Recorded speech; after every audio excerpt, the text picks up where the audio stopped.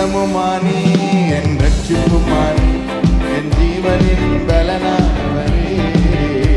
என் கீதமுமானி என் ரட்சிப்புமானி என் ஜீவனின் சொல்லுங்க. என் விளக்கை ஏற்றி இருளை வெளிச்சமாக்கி என் தலையை இப்ப தலை என்ன மேல பண்ணுவோம்.